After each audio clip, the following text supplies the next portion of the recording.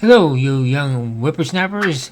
Welcome to Tech Tips and Tech Stuff. My name is Ron, and today we're doing a tutorial on what to use, how to use a webcam. So you have your webcam installed. To activate it, go under the search, type in web. There's your camera there. Open it. Open the Privacy Shield, and there's your camera. Now, the things you can do with this thing is actually quite a few different things. You can take photos, individual photos. You can set timers, 10-second timers. So the orientation is kind of out of whack here. So sometimes you need a 10-second countdown here. So let's take a photo of these pills I have to take.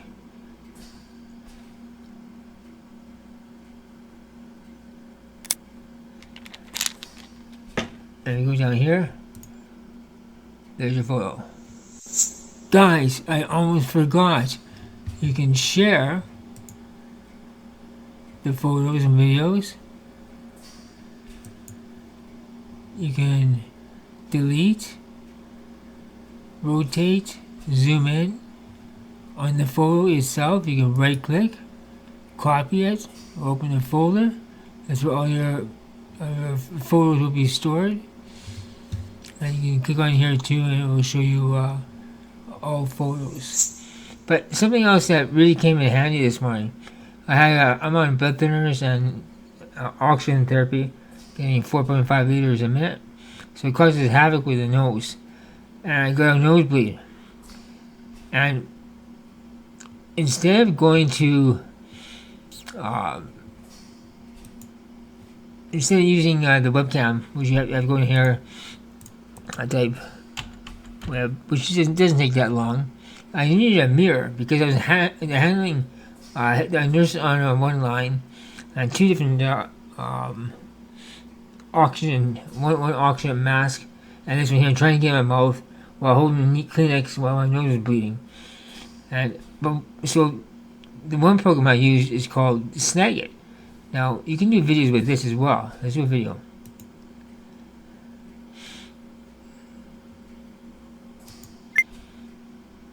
Now I'm taking a video right here. You see the countdown or the count up.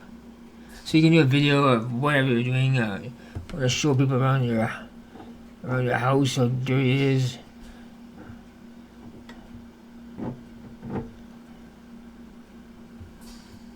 So you can take videos and then stop them. Do it back.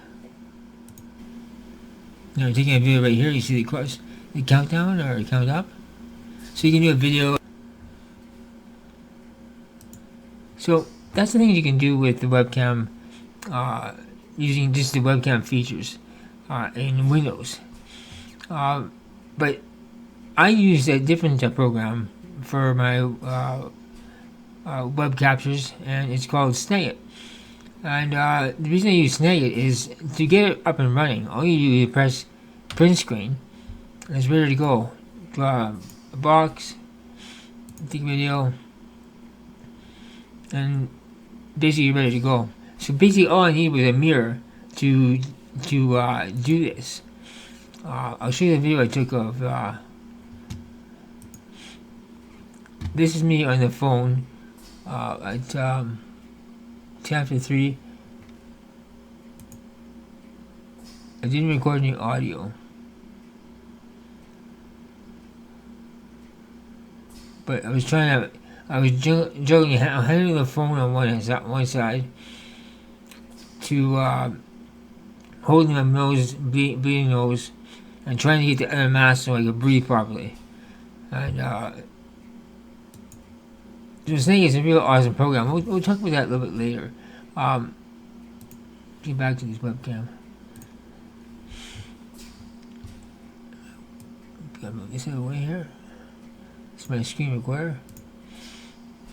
Get back to the webcam here, and you get different settings, pro mode, show advanced controls, If you can experiment with these settings here. I've never really had any need for them. The webcam works awesome the way it is.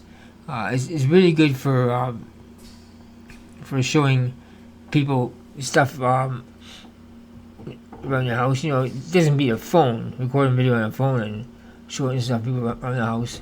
But it works good for Zoom. If you're using Zoom, you need a webcam.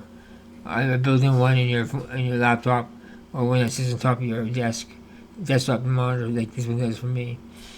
I'm just touching a bit on what you can do with webcams. I'm going to do a new video on what you can do with Snagit. Now, Snagit is an awesome tool for taking image captures, video capture, and it stores it all in a library of your recent captures. So you have a lot of captures in here in your library. That's just touching on the features of Snagit. So basically, this was going on what you can do with your webcam. If you found this video helpful in any way, please give it a thumbs up, subscribe, and as always, thank you for watching. Thanks, patrons. And a special shout out to Ron's best friend, Benjamin R. Price. You can be here too.